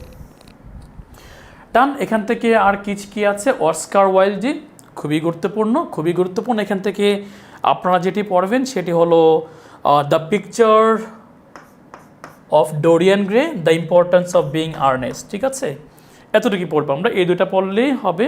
অবশ্য 1 নম্বরটা পড়তে হয়, কারণ আসতেই পারে, মোটামুটি important, the importance of being Earnest. তো এখানে আর্নেস্ট হচ্ছে অবশ্য শেষ করতে পারবো না, আমাদের কিছু প্র্যাকটিসও করতে হবে। আর্নেস্ট একটা মানুষের নাম। এখানে জ্যাক ওর্দিং, মূলত আমাদের প্রধান চরিত্র হচ্ছে এখানে জ্যাক ওর্দিং। অবশ্য আবার এখানে আর্নেস্ট নামে হচ্ছে তিনি তার নিজেকে পরিচয় দেন। তো আর্নেস্ট নামটা হচ্ছে একটু উদ্যমী মনে হয়, বললে মানুষ হচ্ছে বা বিশ্বাস করতে পারে। ঠিক আছে, এই কারণে তিনি কোনো যখন মহিলাকে পরিচয় দেন তার নামটা হচ্ছে আর্নেস্ট বলতেন, যাতে হচ্ছে মানুষ মনে করে যে তার নাম এই আর্নেস্ট, মনে হয় তাহলে সে হচ্ছে একটু আর্নেস্ট হবে। এই কারণে আমাদের যে নায়িকা আছে এই উপন্যাসে, আর্নেস্টকে হচ্ছে এই কারণে পছন্দ করে ফেলে এবং বলে যে তুমি কিন্তু বিয়ের পরে হচ্ছে তোমার নাম চেঞ্জ করতে পারবে না, তোমার নাম হচ্ছে যেহেতু আর্নেস্ট। ঠিক আছে, তো মোটামুটি এটা অনেক বড় ঘটনা, আমরা শুধু ক্যারেক্টারগুলো জেনে নিব। জ্যাক ওর্দিং মূলত প্রধান চরিত্র। তারপর হচ্ছে গন্ডোলিন ফেয়ারফক্স, এলগারনন মনক্রিফ, সিসিলি কার্ডিও, এগুলো এইটাই মূলত এখানে প্রধান চরিত্র। এখান থেকে যদি পরীক্ষাতে কোশ্চেন আসে মূলত আই থিঙ্ক এটাই আসবে, জ্যাক ওর্দিং, এটাই আসার কথা। হ্যাঁ, এর বাইরে আসবে না, আসবে না, আসার কথা না, কারণ তিনি হচ্ছে প্রধান চরিত্র। এই পর্যন্ত আপনারা খেয়াল করবেন, প্রধান চরিত্রগুলো ছাড়া আসে না, এত বেশি ভিতরে কে পড়বে, সম্ভব না এটা পড়া। সো জ্যাক ওর্দিং, তার নাম হচ্ছে আর্নেস্ট ওর্দিং বা জন ওর্দিং। ঠিক আছে, সো মূলত এটাই পরীক্ষাতে আসার মতো আছে এখানে। এরপর আমরা যাব হচ্ছে এডগার অ্যালান পো। এটা হচ্ছে তিনি আমেরিকান, পরীক্ষাতে আসে, অনেক গুরুত্বপূর্ণ, আমেরিকান এবং শর্ট স্টোরির জনককে, খুবই গুরুত্বপূর্ণ যে শর্ট স্টোরির জনককে, এটা একটা পরীক্ষাতে প্রশ্ন আসে। আর একটা আসে হলো আমাদের যে তিনি কোন দেশের, তিনি হচ্ছেন আমেরিকান। ঠিক আছে, আর কোনো কিছু এখান থেকে গুরুত্বপূর্ণ না, এই দুটি তথ্য গুরুত্বপূর্ণ, আমেরিকান এবং তিনি হচ্ছে father of English short story. তারপরে আমরা চলে যাব এডগার অ্যালান পো থেকে ইম্পর্টেন্ট না, এখানে কোনো কিছু ইম্পর্টেন্ট নাই। যারা একটু ফুল মার্ক পেতে চান তারা হচ্ছে এগুলো স্টাডি করবেন, আদারওয়াইজ আপনার পড়া দরকার নাই। আমি কিন্তু অনেক কমে দিচ্ছি আপনাদের পড়াটাকে। ওকে, নেপোলিয়ন, তার কোনো অ্যাকচুয়ালি সাহিত্যকর্ম না, তিনি হচ্ছে মোটামুটি, কেন আমরা নেপোলিয়নকে পড়বো, আপনাকে পড়তে হবে, কারণ নেপোলিয়নের কিছু খুবই গুরুত্বপূর্ণ কোটেশন আছে। একটি হলো আপনারা জানেন, give me a good mother I will give you a good nation. আরেকটি আছে ইম্পসিবল, এটা আপনাকে পড়তে হবে, এটা পড়তেই হবে, এটা আসবেই। Impossible is a word to be found in the dictionary of savage, অর্থাৎ বোকাদের শব্দেই ইম্পসিবল কথাটি পাওয়া যায়। তারপর নেপোলিয়নের পরে হচ্ছে আব্রাহাম লিঙ্কন। আপনারা জানেন যে আমেরিকার 16তম প্রেসিডেন্ট ছিলেন এবং তিনি হচ্ছে আততায়ীর গুলিতে অ্যাসাসিনেটেড হন। ঠিক আছে, তো তিনি কি বলেছিলেন, তিনি ডেমোক্রেসি নিয়ে কথা বলেছিলেন। Democracy is the government of the people, by the people and for the people, অর্থাৎ জনগণের জন্য, জনগণের দ্বারা এবং জনগণের দ্বারাই পরিচালিত। মানে এই ওয়ার্ডটা খেয়াল করেন, অফ দ্য পিপল মানে কি, জনগণ এর, বাই দ্য পিপল জনগণের দ্বারা, ফর দ্য পিপল জনগণের জন্য। এবং তিনি এটিও বলেছেন, the ballot is stronger than bullet, মানে বুলেট থেকে বেশি গুরুত্বপূর্ণ হচ্ছে কি, ব্যালট মানে ভোট। ঠিক আছে, ভোট হচ্ছে সবচেয়ে বেশি গুরুত্বপূর্ণ, বুলেট দরকার নাই। তারপর চলেন আব্রাহাম লিঙ্কনের আরেকটি কথা খুবই গুরুত্বপূর্ণ, you can fool all the people some of the time, all the people some of the time and some of the people all the time, but you cannot fool all the people all of the time। মানে আপনি কিছু পিপলকে কিছু সময়ের জন্য, অথবা এটা আমি বাংলা করি, অল দ্য পিপল সকল পিপলকে অল্প সময়ের জন্য, এবং কিছু পিপলকে সব সময়ের জন্য পারবেন, বাট সব সময়ের জন্য সকল পিপলকে পারবেন না। মানে you can't fool all the people সকল পিপলকে সকল সময়ের জন্য পারবেন না। কত চমৎকার কথা! অ্যাকচুয়ালি এগুলি পড়লে তো মানে একটা কেমন যেন একটা মানে উদ্যম একটা ভাব চলে আসে শরীরের মধ্যে, তাই না? কি দেখেন, আমেরিকান যে আসলে যারা মানে মোটামুটি প্রেসিডেন্ট ছিল তারা কিন্তু অ্যাকচুয়ালি অনেক বেশি যোগ্যতা সম্পন্ন হয়, মানে একটা জিনিসগুলো দেখতে ভালো লাগে আসলে। ওকে, দ্য স্টোরি, আমরা চলুন শুরু করি আমাদের অ্যাকচুয়াল পড়াশোনা। আপনাদেরকে এখানে 50টা কোশ্চেন আমি পড়িয়ে দিব। এই 50টা কোশ্চেন ছোট করে যেখানে এক্সপ্লেন দরকার আমি সেখানে এক্সপ্লেন করে দিব। ফার্স্ট কোশ্চেন দেখে আপনারা একটু দ্রুত পারেন কিনা। সবাই চলে আসেন, সবাই চলে। ট্রাম্প বাদে, নির্মল বলছেন ট্রাম্প বাদে, ভালো কথা বলছেন, খুবই এক্সিলেন্ট কথা বলছেন যে ডোনাল্ড ট্রাম্প বাদে। ওকে চলেন, প্লিজ চলেন সবাই কোশ্চেন অ্যান্সার করা শুরু করে দিই। দ্য স্টোরি, এর বাইরে পড়বেন না প্লিজ। আপনাদেরকে এখানে আমি 50টা কোশ্চেন দিব। প্লিজ প্লিজ প্লিজ, যারা 15 পেতে চান, যারা 10 পেতে চান, সবার ক্ষেত্রে এই 50টা কোশ্চেনের উপরে আপনার পড়া দরকার নাই। প্লিজ এই 50টা কোশ্চেন পড়েন, ব্যাখ্যা করে পড়েন, ইনশাল্লাহ ভালো করবেন। মানে এর বাহিরে পড়া দরকার নাই, সত্যিকার অর্থে দরকার নাই। এই 50টা কোশ্চেন আমি এমনভাবে সাজাইছি যে এর বাইরে কোশ্চেন হইতে পারে না, সম্ভব না এটা। তো মোভি টিকিটে আমরা জানি অলরেডি যে হারমান মেলভাইল লিখেছিলেন, এবং এটা হচ্ছে একটা ওয়েল নিয়ে। তারপর এই কোশ্চেনটা আরেকবার আসছে, মোভি ডিক আর নোভেল ওয়াজ রিটেন বাই, এটা আমরা জানি অলরেডি হারমান মেলভাইল। ওকে চলেন আমরা তাহলে পরবর্তী আরেকটি কোশ্চেনে চলে যাব। হু is the author of gen আয়ার? এইমাত্র পড়াইছি, দেখি পারেন কিনা। একটু আগে পড়ানো হয়েছে আপনাদেরকে, বলেন দেখি জেন আয়ার এর অথর কে? দেখি পারা যাবে। জেন আয়ারের অথর হলো শার্লট ব্রন্টি। একটু আগে পড়াইছি মাত্র আপনাদেরকে। চলেন আমরা চলে যাবো এবার আমাদের পরবর্তী টপিক, মানে পরবর্তী কোশ্চেনে। খুবই ভালো লাগলো। আপনাদের খেয়াল আছে কি না, এটা হচ্ছে আমাদের ইউলিসিস যে কবিতা আছে তার সর্বশেষ লাইন। আমাদের ইউলিসিস কবিতার সর্বশেষ লাইন কিন্তু এটি। ওকে, দেখি কারা অ্যান্সার করতে পারেন, পারেন। ইউলিসিস কবিতার সর্বশেষ মানে লাইন কিন্তু এটা, তাই না? যে আমি হচ্ছে এখনও বশ্যতা স্বীকার করি না, আমি বুড়ো হইতে পারি, বয়সের কারণে হচ্ছে আমি এখনও ভারাক্রান্ত হয়ে যাইনি। কে বলেছিলেন আমাদের লর্ড আলফ্রেড টেনিসন তার ইউলিসিস কবিতায়। সো আমরা চলে যাব এবার পরবর্তী ভ্যানিটি ফেয়ারে। ভ্যানিটি ফেয়ার হচ্ছে একটি নোভেল যেটি লিখেছিলেন, কে লিখেছিলেন খেয়াল আছে আপনাদের? ভ্যানিটি ফেয়ার নোভেলটি লিখেছিলেন ওই যে নায়ক ছাড়া, খেয়াল আছে কিনা? নায়ক ছাড়া এমিলি এবং কি যেন বেকি, নায়ক ছাড়া কিন্তু উইলিয়াম মেকপেস থ্যাকারি। ওকে, সো চলেন আমরা এবার চলে যাব পরবর্তী কোশ্চেনে। পিপ ইজ দ্য প্রোটাগনিস্ট, খেয়াল আছে আপনাদের? ওই যে অনেক বেশি প্রত্যাশা করত, হ্যাঁ, বাট জীবনের শেষ পর্যায়ে তিনি একেবারে কোনো কিছুই পান নাই, ভালোবাসার মানুষগুলোকে না পেয়েছেন, টাকা পয়সা না পেয়েছেন, উচ্চবংশীয় শিক্ষিত হতে কোনো কিছু হতে পারেন নাই। সেটা হচ্ছে আমাদের ফিলিপ পিরি, অর্থাৎ গ্রেট এক্সপেকটেশনস যে নোভেলটি আছে আমাদের চার্লস ডিকেন্সের। তারপর টেনিসনস ইন মেমোরিয়ামটি লিখেছিলেন, এটা আমরা জানি। টেনিসন তার বন্ধু, যার সাথে 5 বছর কেমব্রিজে পড়াশোনা করেছিলেন, আর্থার হেনরি হ্যালাম, যার সাথে তার বোনের বিয়ে দেওয়ার কথা ছিল, সেটা হচ্ছে Arthur Henry Hallam. Okay, so তারপর আমরা চলে যাব, দেখি পারেন কিনা, who is the central character of Wuthering Heights by Emily Bronte? দেখি পারেন কিনা, চলুন দেখি, বলেন কারা উত্তর করছেন দেখি আমি একটু। এমিলি ব্রন্টির যে ওয়াদারিং হাইটস আছে এটি হচ্ছে মানে কে লিখেছিল, মানে সেন্ট্রাল ক্যারেক্টার কে, তার প্রধান চরিত্র কে? খেয়াল আছে কিনা আপনাদের? একটু আগে বলেছিলাম, আপনাদের খেয়াল আছে? প্রধান চরিত্র কিন্তু হচ্ছে আমাদের হিথক্লিফ, তাই না? খেয়াল আছে কিনা আপনার? ওকে, সো দেখি মোটামুটি আপনারা অনেকেই ভালো অ্যান্সার করতে পেরেছেন। হিথক্লিফ হচ্ছে আমাদের প্রধান চরিত্র। ওকে, সো এ ক্রিসমাস ক্যারল, আমি বলেছি আপনাদেরকে যে ছোট একটি নোভেল ক্রিসমাস ক্যারল, যেটা হচ্ছে ক্রিসমাস ডেকে নিয়ে হচ্ছে লেখা ছোট একটি নোভেল। খেয়াল আছে কিনা আপনাদের? ছোট নোভেলটি মানে শর্ট নোভেল, ঠিক আছে। সো উত্তর হচ্ছে আমাদের ডি নাম্বার। আমরা এবার চলে যাব আমাদের পরবর্তী কোশ্চেনে, who is not a Victorian poet. আপনাদের সবার কিন্তু এটি পারা উচিত, দেখি পারেন কিনা বলেন। ভিক্টোরিয়ান পয়েট নয়, আমরা জানি Alfred Tennyson, Matthew Arnold, Robert Browning, সবাই হচ্ছে আমাদের ভিক্টোরিয়ান পয়েট। আলেকজান্ডার পোপ কিন্তু আমাদের ভিক্টোরিয়ান পয়েট না। তাহলে বলেন তো দেখি, আলেকজান্ডার পোপ আমাদের কোন পিরিয়ডে ছিলেন? বলেন দেখি, আলেকজান্ডার পিরিয়ড কোন পিরিয়ডে ছিলেন? আপনাদের কি খেয়াল আছে? বলেন দেখি, আলেকজান্ডার পিরিয়ড কোন পিরিয়ড, আলেকজান্ডার পোপ কোন পিরিয়ডে ছিলেন? আলেকজান্ডার পোপ কোন পিরিয়ডে ছিলেন? লাবণী ভালো বলেছেন, তার নাম অনুসারে কিন্তু একটি পিরিয়ডের নাম আছে, তাই না? ছোট একটি সাব পিরিয়ডের নাম আছে, কোনটি বলেন তো? খেয়াল আছে আপনাদের? তার নাম অনুসারে অগাস্টান পিরিয়ড। ভেরি গুড, ওকে। সো আমরা এবার চলে যাব পরবর্তী কোশ্চেন। রবার্ট ব্রাউনিং ওয়াজ, এটা তো আমরা জানি অলরেডি, পড়ারই দরকার নাই। রবার্ট ব্রাউনিং ওয়াজ কি বলেন? Victorian period poet.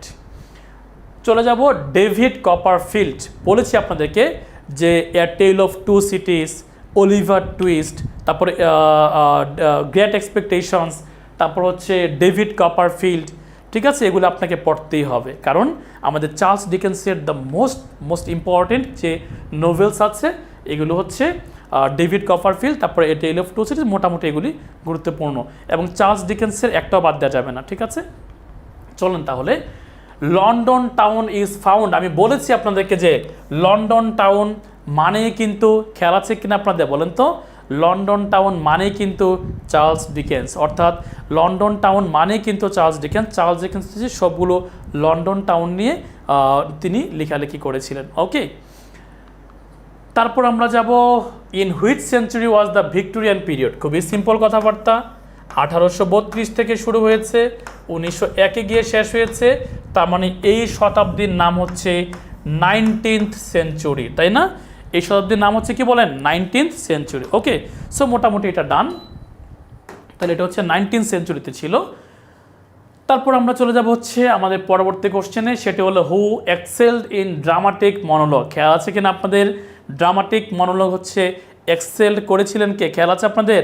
আমাদের রবার্ট ব্রাউনিং কিন্তু একক ভাষণ বা নাটকীয় স্বগতিত্বের জনক, সো অর্থাৎ রবার্ট ব্রাউনিং।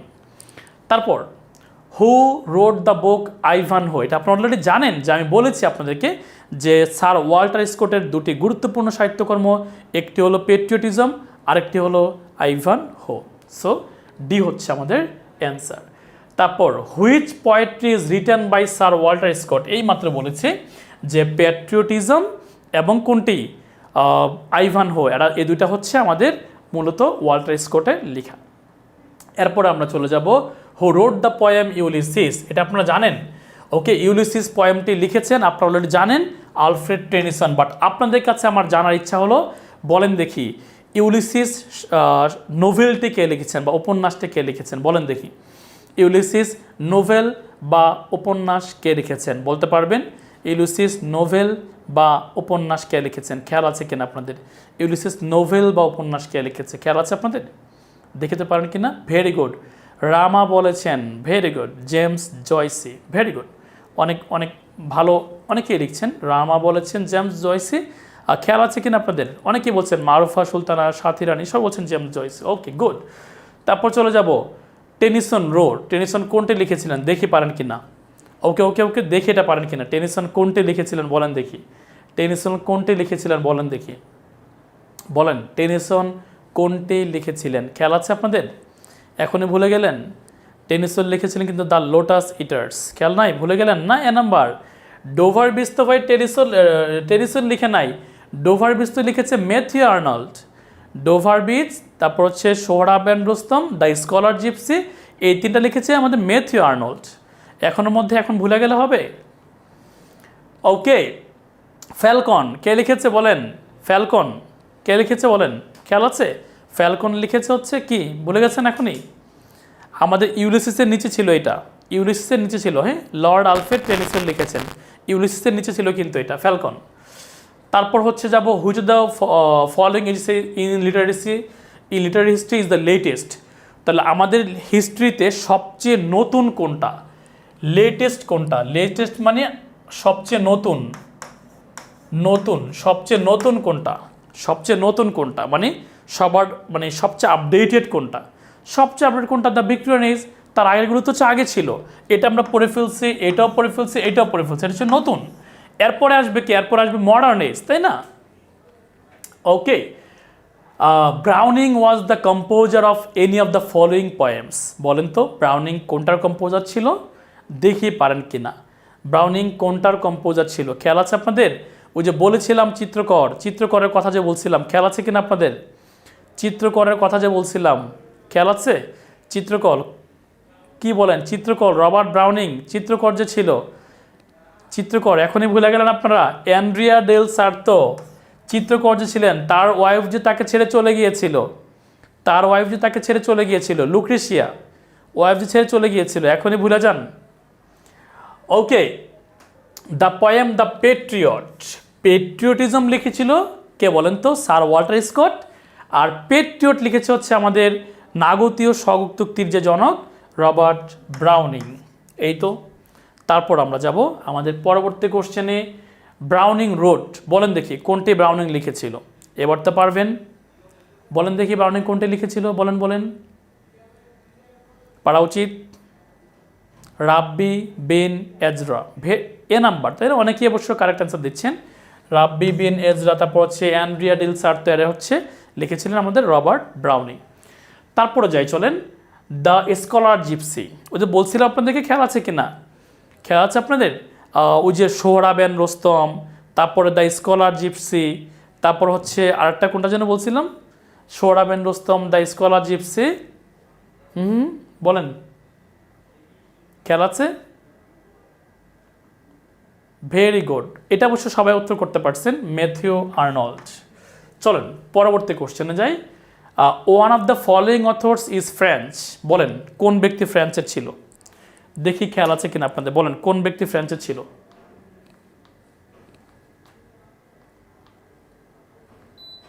বলেন ফ্রান্সের ছিল কোন ব্যক্তি। ওকে, ভেরি গুড, ভালো অ্যান্সার দিচ্ছেন আপনারা, ভেরি গুড। আলেকজান্ড্রি ডোমাস হচ্ছে ফ্রান্সের ছিল। ওকে ওকে ওকে। তারপর যাব হলো, হু is the author of the novel three Musketeers, এই যে একটু আগে পড়ালাম, একটু আগে যেটা পড়াইছি তিনি, আলেকজান্ড্রি ডোমাস হচ্ছে আমাদের থ্রি মাস্কেটিয়ার্সের মানে অথর, ঠিক আছে? এটা আপনারা অবশ্য জানেন। তাহলে চলুন আপনাদেরকে আমি এর পরবর্তী কোশ্চেনটা দিব, আপনারা আমাকে অ্যান্সার করে দিবেন। ভ্যানিটি ফেয়ার ইজ এ, দেখি পারেন কিনা, এটা আমি বলবো না। আমাদের উইলিয়াম মেকপেস থ্যাকারি যে নায়ক ছাড়া যে উপন্যাস ছিল ভ্যানিটি ফেয়ার, ওইটা কি উপন্যাস বলে দিচ্ছি? আচ্ছা, হইল না তাহলে, আমি তো উপন্যাস বলেই দিলাম। হ্যাঁ, vanity fair is a novel, না এটা বাদ, এটা বাদ, এটা হবে না। চলেন এবার এটা করেন, অ্যান্সার করেন। Who wrote the two famous novels David Copperfield and the tale of two cities, দেখি এটা পারেন কিনা, বলেন এটি পারেন কিনা, বলেন দেখি, দ্রুত দ্রুত অ্যান্সার করেন সবাই। ফারজানা, ইতিকনা, রামা, মাকসুদা, ইস্তিয়াক, সবাই বলছে। ভেরি গুড, এটা কিন্তু আপনারা সবাই পারফেক্ট দিচ্ছেন। সূচনা, নির্মল, ভেরি গুড, সবাই পারফেক্ট অ্যান্সার দিচ্ছেন। ওকে, তাহলে চলেন এবার আরেকটা কোশ্চেনে যাই, সেটা হলো Leo Tolstoy is a, Leo Tolstoy কোন দেশের নোভেলিস্ট, খেয়াল আছে আপনাদের? লিও টলস্টয় যদি হচ্ছে ওয়ার অ্যান্ড পিস লিখেছিলেন নেপোলিয়ন বোনাপার্টের যে রাশিয়াতে আক্রমণ নিয়ে, তো লিও টলস্টয় যেহেতু লিখেছেন এটি, ডেফিনেটলি তিনি কোন দেশের হবেন সেটা আমরা জানি, তিনি হচ্ছে অবশ্যই কোন দেশের হবেন, রাশিয়ান হবেন, কারণ তিনি ওয়ার অ্যান্ড পিস লিখেছিলেন। সরি, ওকে, এইমাত্র বললাম ওয়ার অ্যান্ড পিস হচ্ছে নেপোলিয়নিকের একটা ইনভেশন ছিল আমাদের রাশিয়ার ওপরে, সো এটি হচ্ছে লিও টলস্টয় লিখা। Okay, who created the detective Sherlock Holmes, বলেন দেখি, এটা আপনাদের পারা উচিত, দেখি পারেন কিনা, বলেন দেখি শার্লক হোমস কে লিখেছিলেন।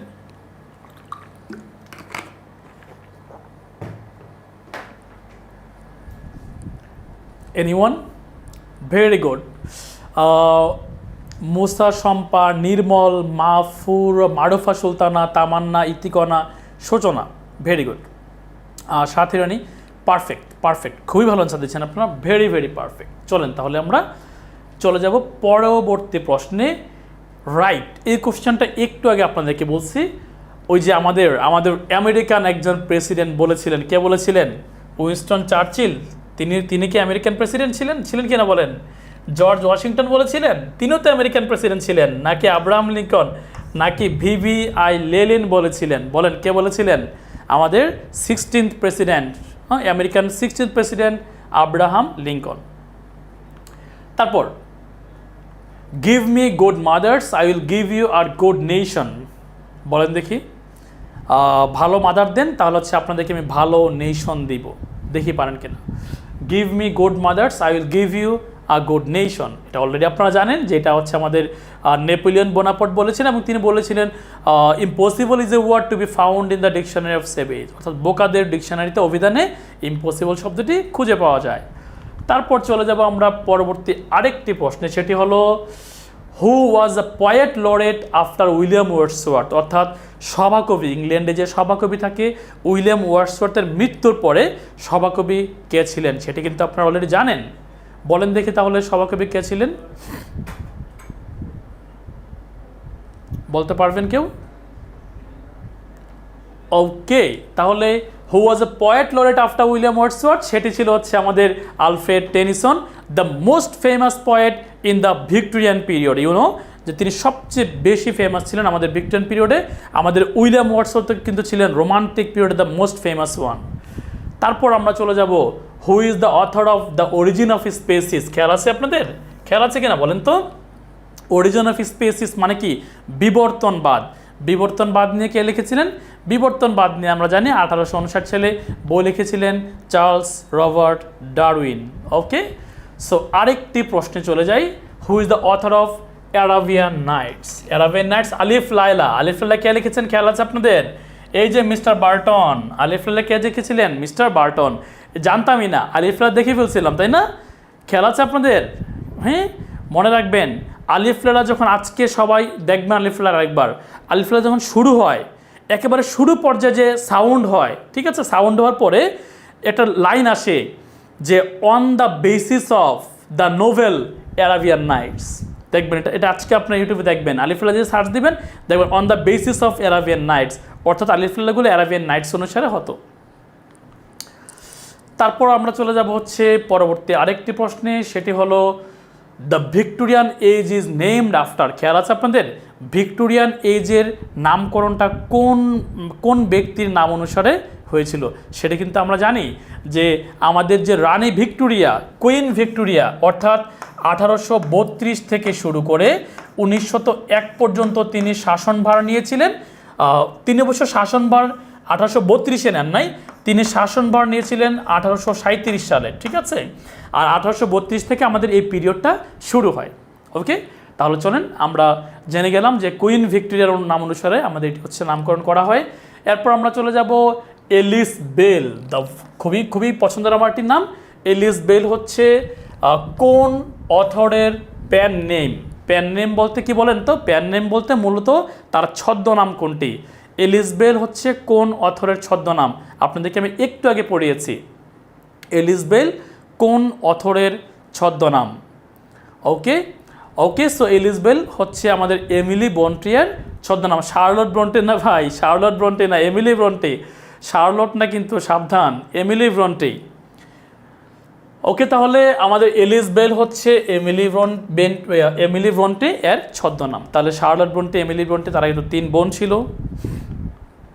তারপর অলিভার টুইস্ট, আমরা জানি এটা যে অলিভার টুইস্ট এটা হচ্ছে চার্লস ডিকেন্সের একটা নোভেল। সো যেহেতু এটা চার্লস ডিকেন্সের নোভেল, তাহলে তিনি কোন সিটিকে নিয়ে লিখেছিলেন সেটাও আমরা জানি। সিটি কিন্তু একটাই, চার্লস ডিকেন্স মানে সিটি একটাই, সিটি হবে কি বলেন? সিটি হবে লন্ডন। চার্লস ডিকেন্সের সবগুলো সাহিত্যকর্ম লন্ডন সিটিকে কেন্দ্র করে লেখা হয়েছে। ওকে, সো মোটামুটি who is known as pessimistic novel. খেয়াল আছে কিনা আপনাদের? আমি বলেছিলাম যে পেসিমিস্টিক নোভেল, পেসিমিস্টিক নোভেলিস্ট মানে হতাশবাদী, হতাশ হয়ে থাকে। খেয়াল আছে কিনা বলেন তো দেখি? পেসিমিস্টিক হচ্ছে থমাস হার্ডি। থমাস হার্ডি, ঠিক আছে। মোটামুটি পরীক্ষাতে এভাবে আসতে পারে যে নিচের কোন সাহিত্যিক হচ্ছে পেসিমিস্টিক মানে লেখালেখি করতেন, অর্থাৎ থমাস হার্ডি। তারপর আমরা যাব হচ্ছে which book below is not written by Karl Marx. Karl Marx কোনটা লিখেন নাই ভাই? খুবই সিম্পল, খুবই সিম্পল। কার্ল মার্কস তো আর ওয়ার অ্যান্ড পিস লিখেন নাই। ওয়ার অ্যান্ড পিস লিখেছিলেন কে? ওয়ার অ্যান্ড পিস লিখেছে হচ্ছে আমাদের Russian writer Leo Tolstoy. So খুবই সিম্পল, তাহলে ওয়ার অ্যান্ড পিস। এবার আমরা চলে যাব আরেকটি প্রশ্নে, find the odd one out. এটা সবার কাছে কোশ্চেন দিয়ে দিলাম, এটা হচ্ছে আমি অ্যান্সার করতে চাই না, আপনারাই বলেন এটা অ্যান্সার কী হবে। Find the odd one out, বলেন দেখি উত্তর কী হবে। উত্তর ব্যতিক্রম কোনটি? অড মানে ব্যতিক্রম, অড মানে ব্যতিক্রম খুঁজে খুঁজে বের করবেন। এই চারটার মধ্যে ব্যতিক্রম আছে একটি, ব্যতিক্রমটি খুঁজে বের করতে হবে। A tell of two cities, Charles ডিকেন্সের নোভেল। ডেভিড কপারফিল্ড, চার্লস ডিকেন্সের নোভেল। গ্রেট এক্সপেকটেশনস, চার্লস ডিকেন্সের novel. So option C is the odd one. আমরা চলে যাব পরবর্তী আরেকটি প্রশ্নে, মেরিয়ান ইভান্স। এটা বলেন দেখি, মেরিয়ান ইভান্স একটু আগে বলেছিলেন এলিস বেল হলো এমিলি ব্রন্টে, এলিস বেল হলো এমিলি ব্রন্টে। এবার তাহলে বলেন তো দেখি মেরি অ্যান ইভান্স কে? পারবেন বলেন দেখি, শার্লট ব্রন্টে নাকি জর্জ ইলিয়ট? শার্লট ব্রন্টে নাকি জর্জ ইলিয়ট? দেখেন কিন্তু শার্লট ব্রন্টে নাকি জর্জ ইলিয়ট, একটু মাথা খাটাতে হবে। দেখি সবাই কিন্তু অপশন সি দিচ্ছেন। আমি এই কারণে কিন্তু আপনাদেরকে একটু কনফিউজ করার ট্রাই করলাম, সো পারলাম না। কিন্তু মেরিয়ান ইভান্স হচ্ছে জর্জ এলিয়টের নাম, শার্লট ব্রন্টে না। এলিস বেল হচ্ছে আমাদের এমিলি ব্রন্টে। ওকে, তো আমরা চলে, এটা একটু কনফিউজিং ছিল অবশ্য। তারপর চলেন সোহরা ভ্যান রোস্তম, খেয়াল আছে কিনা আপনাদের? সোহরা ভ্যান রোস্তম, ওই যে বলেছিলাম Sohrab and Rustum the scholar gipsy, খেয়াল আছে আপনাদের? Sohrab and Rustum the scholar gipsy. Matthew আর্নল্ডের কি এটা বলেন, বলতে পারবেন কি? এটা কি কোন সাহিত্য, কোন সাহিত্যকর্ম এটা? মানে এটা মানে মূলত কি এটা? এটা কি ট্র্যাজেডি প্লে, হিস্টোরিক্যাল নোভেল নাকি এপিক পোয়েম? দেখে বলতে পারেন কি না? পারবেন? ম্যাথিউ আর্নল্ড যেহেতু তিনি একজন পয়েট ছিলেন, ঠিক আছে, পয়েট ছিলেন তিনি প্লে লিখবেন না, নোভেল লিখবেন না, তিনি কি লিখবেন বলেন? Epic poem. তিনি তো পয়েট ছিলেন, তাই না? খুবই সিম্পল ইকুয়েশন, তিনি পয়েট ছিলেন। কে ছিলেন? Matthew Arnold, Robert Browning, Lord Alfred Tennyson. তারা যেহেতু পয়েট ছিলেন, সো তারা পোয়েম লিখবেন, এপিক পোয়েম লিখেছেন। তারপর the picture of Dorian grey, এটা সবাই উত্তর করবেন। The last question of our today's class, the last question, the picture of Dorian grey is a novel. খেয়াল আছে কি আপনাদের? ডোরিয়ান গ্রে মানে ডোরিয়ান গ্রে একজন মানুষের নাম, পিকচার মানে হচ্ছে ডোরিয়ান গ্রে এর আলোচনা বা ডোরিয়ান গ্রে হচ্ছে জীবনে নিয়ে লিখেছিলেন। কে লিখেছিলেন বলেন দেখি, পারেন কি না বলেন দেখি। শোনেন, আজকে আপনাদেরকে আমি ড্যানিয়েল ডিফো পড়াই নাই, টি.এস. এলিয়ট পড়াই নাই, স্যামুয়েল বাটলারও আজকে পড়াই নাই। সো বুঝতেই পারতেছেন। সো তাহলে উত্তর হবে কোনটি? আপনারা এখনও দেখি উত্তর করতে পারছেন কি না।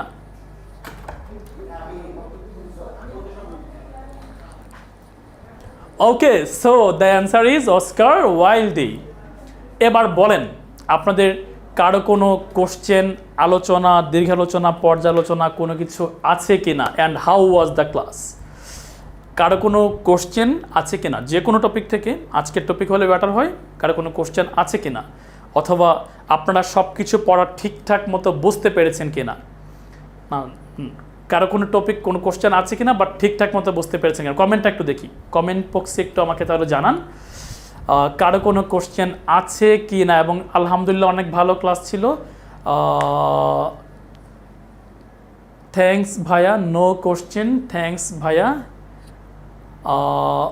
ক্লাসটা জোস ছিল, মেনি থ্যাংকস। ওকে, ঠিক আছে, তাহলে ভালো থাকেন সবাই, আগামী ক্লাসে আবারও দেখা হবে। থ্যাংক ইউ ভেরি মাচ, ভালো থাকেন সবাই, আল্লাহ হাফেজ।